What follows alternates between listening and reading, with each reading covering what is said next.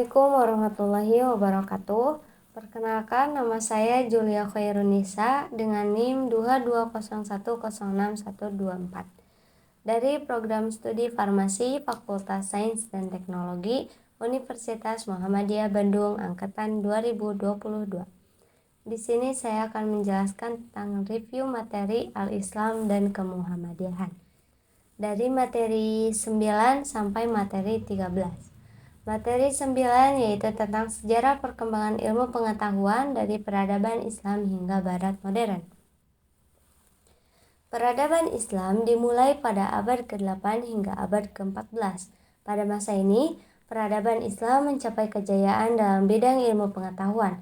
Para sarjana muslim seperti Ibnu Sina, Ibnu Rushd, dan Al-Hazin membuat kemajuan besar dalam filsafat, matematika, astronomi, kedokteran, dan ilmu pengetahuan alam. Mereka melakukan penelitian dan membuat pertemuan yang penting. Renaissance dan revolusi ilmiah dimulai pada abad ke-15 hingga abad ke-18. Renaissance di Eropa Barat menghidupkan kembali minat pada ilmu pengetahuan. Tokoh seperti Leonardo da Vinci, Nicolaus Copernicus, dan Galileo Galilei menggabungkan pemikiran klasik dengan kontribusi baru mereka. Pada abad ke-17, revolusi ilmiah dimulai, yang melahirkan metode ilmiah yang didasarkan pada pengamatan, pengujian, dan penarikan kesimpulan berdasarkan bukti. Revolusi industri dan ilmu pengetahuan modern dimulai pada abad ke-19 hingga abad ke-20. Revolusi industri membawa perubahan besar dan permintaan baru untuk pengetahuan.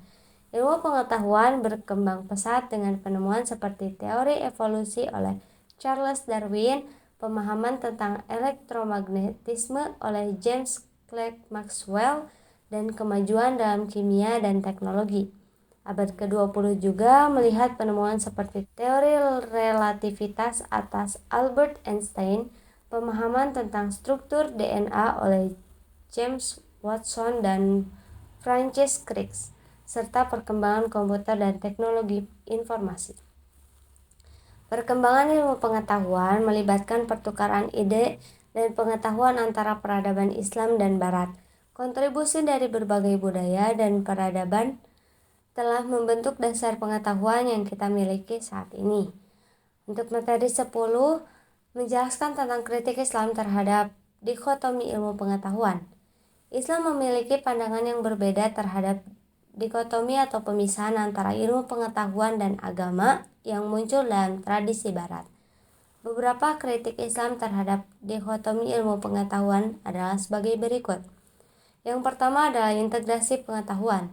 Islam menganjurkan pandangan holistik terhadap pengetahuan. Dalam tradisi Islam, tidak ada pemisahan antara ilmu pengetahuan dan agama.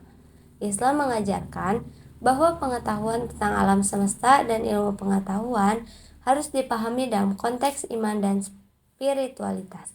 Dalam perspektif Islam, pengetahuan dan pemahaman yang benar tentang alam semesta melengkapi pemahaman tentang Tuhan. Kedua, kesatuan pengetahuan. Dalam Islam, tidak ada pemisahan antara pengetahuan duniawi dan pengetahuan keagamaan.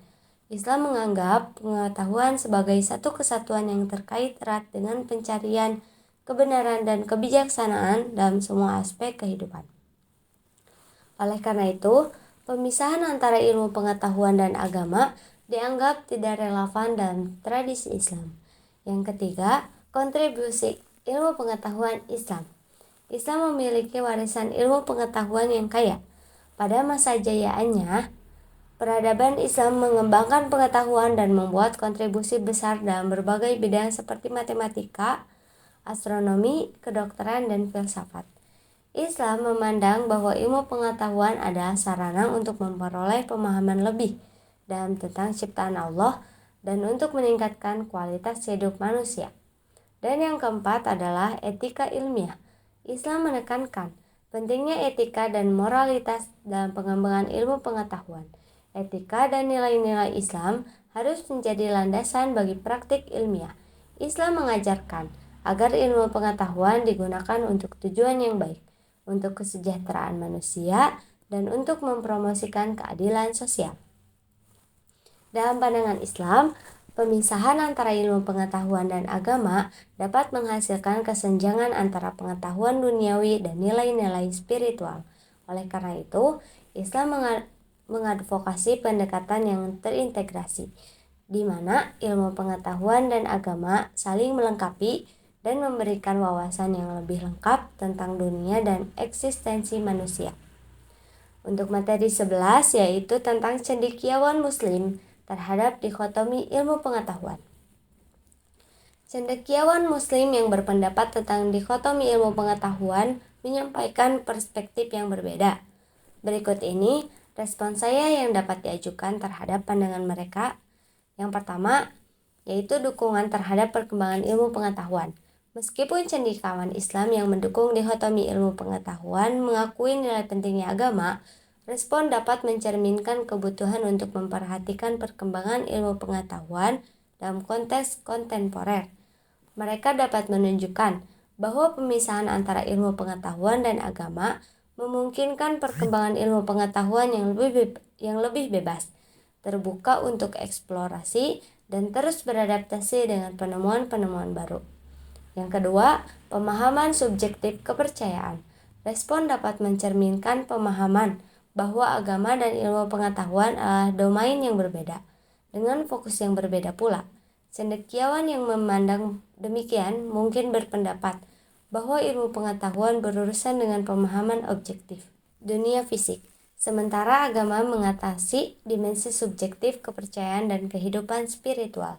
Dan yang ketiga, yaitu menyuarakan kebebasan berpikir dan pluralitas. Pandangan respon dapat menekankan pentingnya kebebasan berpikir dan pluralitas dalam penelitian dan perkembangan ilmu pengetahuan. Mereka mungkin berpendapat bahwa pemisahan antara ilmu pengetahuan dan agama memungkinkan eksplorasi yang tidak terbatas dalam mencapai pengetahuan baru tanpa terikat pada pandangan keagamaan tertentu. Keempat, yaitu pentingnya pemahaman yang terintegrasi. Respon dapat menekankan pentingnya membangun pemahaman yang terintegrasi antara ilmu pengetahuan dan agama. Meskipun ada pemisahan konseptual, cendekiawan tersebut mungkin menyuarakan perlunya integrasi pada tingkat individu dan masyarakat. Mereka dapat mengajukan bahwa individu harus mampu mengintegrasikan pemahaman ilmiah dengan nilai-nilai agama dalam kehidupan sehari-hari mereka. Menurut saya, sangat penting respon terhadap cendekiawan muslim yang berpendapat tentang dikotomi ilmu pengetahuan adalah untuk memfasilitasi dialog dan diskusi yang saling menghormati di antara perspektif yang berbeda. Melalui dialog yang konstruktif, pemahaman yang lebih luas tentang hubungan antara ilmu pengetahuan dan agama dapat dicapai dan kerjasama untuk kemajuan pengetahuan dapat terwujud. Materi 12 yaitu menjelaskan tentang Islamic Technopreneur sebagai solusi peradaban keilmuan Islam masa depan. Islamic Technopreneur sebagai solusi peradaban keilmuan Islam masa depan mengacu pada pengembangan teknopreneur yang berbasis pada nilai-nilai Islam dan memberikan kontribusi positif dalam bidang ilmu pengetahuan dan teknologi. Penerapan Islamic Technopreneur dapat terlihat dalam beberapa cara berikut. Pertama, pengembangan inovasi teknologi berdasarkan nilai-nilai Islam. Islamic Technopreneur dapat mengembangkan inovasi teknologi yang mengikuti prinsip-prinsip Islam. Mereka dapat merancang dan mengembangkan solusi teknologi yang memperhatikan keadilan, etika, dan keberlanjutan serta mempertimbangkan dampak sosial dan lingkungan. Contoh penerapannya yaitu seorang Islamic Technopreneur mengembangkan platform finansial berbasis teknologi yang berfungsi sesuai dengan prinsip-prinsip syariah, seperti layanan keuangan yang bebas riba, investasi yang halal, dan transparansi dalam transaksi. Pemanfaatan teknologi dalam pendidikan Islam. Islamic Technopreneur dapat memanfaatkan teknologi dalam pendidikan Islam untuk meningkatkan aksesibilitas, kualitas, dan metode pengajaran. Mereka dapat mengembangkan aplikasi, platform e-learning, atau konten interaktif yang membantu dalam mempelajari dan memahami ajaran Islam secara mendalam. Contoh penerapannya, seorang Islamic Technopreneur menciptakan aplikasi mobile yang menyediakan konten edukatif, kuis, dan bahan pembelajaran interaktif untuk memperluas pemahaman masyarakat tentang ajaran Islam. Yang kedua, pengembangan teknologi untuk kesejahteraan sosial. Islamic Technopreneur dapat memfokuskan pengembangan teknologi pada penyelesaian masalah sosial yang dihadapi oleh masyarakat Muslim. Mereka dapat menciptakan solusi teknologi yang membantu mengatasi masalah kesehatan, pendidikan, kemiskinan, dan isu-isu sosial lainnya. Contoh penerapannya, seorang Islamic Technopreneur membangun platform digital yang memungkinkan orang-orang untuk menyumbangkan makanan berlebih kepada orang yang membutuhkan dalam masyarakat Muslim, dengan tujuan mengurangi pemborosan makanan dan membantu mereka yang kurang mampu. Ketiga, pembentukan ekosistem dan komunitas Islamic Technopreneur. Islamic Technopreneur dapat membentuk ekosistem dan komunitas yang mendukung perkembangan technopreneurship Islam. Mereka dapat mengadakan acara, seminar, dan program pendidikan untuk memfasilitasi pertukaran pengetahuan, pengalaman, dan kolaborasi antara technopreneur Muslim. Contoh penerapannya, sebuah organisasi Islamic Technopreneur membentuk ruang kerja bersama yang mendorong inovasi dan kolaborasi antara technopreneur Muslim dengan menyediakan fasilitas dan program pelatihan untuk membantu pertumbuhan dan keberhasilan mereka. Melalui penerapan Islamic Technopreneur, diharapkan peradaban keilmuan Islam pada masa depan dapat menghasilkan inovasi dan penemuan yang bermanfaat, sejalan dengan nilainya Islam dan memberikan kontribusi positif bagi umat manusia dan masyarakat. Untuk materi terakhir, yaitu tentang indikator Muslim Technopreneur Ideal, adalah serangkaian atribut dan kualitas yang dicari dalam seorang muslim yang ingin menjadi technopreneur, yaitu seorang wirausahawan di bidang teknologi. Berikut adalah beberapa indikator yang sering dianggap penting. Yang pertama yaitu ketakwaan. Seorang muslim technopreneur ideal memiliki kesadaran akan kewajiban agama dan mengutamakan ketakwaan dalam setiap langkah keputusan bisnisnya. Mereka memastikan bahwa bisnis dan inovasi teknologinya sejalan dengan nilai-nilai Islam dan memberikan manfaat positif bagi masyarakat. Contohnya, seorang muslim technopreneur yang memulai perusahaan teknologi yang mengembangkan aplikasi pendidikan Islam interaktif untuk anak-anak dengan konten yang sesuai dengan ajaran agama. Kedua, keahlian dan kreativitas. Seorang muslim technopreneur ideal memiliki keahlian dan kreativitas dalam bidang teknologi yang mereka tekuni.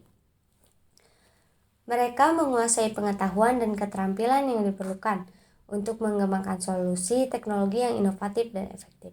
Contohnya, seorang muslim technopreneur yang menciptakan platform e-commerce dengan fitur unik dan memadukan kecerdasan buatan untuk memahami preferensi dan kebutuhan pengguna secara pribadi, sehingga memberikan pengalaman belanja yang lebih personal dan efisien. Ketiga, etika dan tanggung jawab sosial. Seorang muslim technopreneur ideal memegang teguh prinsip etika dalam menjalankan bisnisnya.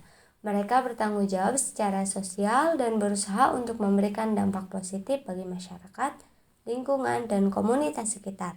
Contohnya, seorang muslim technopreneur yang mengembangkan aplikasi logistik berbasis teknologi yang memberdayakan masyarakat lokal untuk berperan dalam pengiriman barang, sehingga menciptakan lapangan kerja dan memberikan manfaat ekonomi kepada mereka. Keempat, kolaborasi dan kepemimpinan. Seorang muslim technopreneur ideal memiliki kemampuan untuk bekerja sama dengan orang lain dan memimpin tim dengan baik. Mereka mampu menginspirasi orang lain, memotivasi kerja tim, dan berkolaborasi dengan pihak lain dalam mencapai tujuan bisnis dan sosial.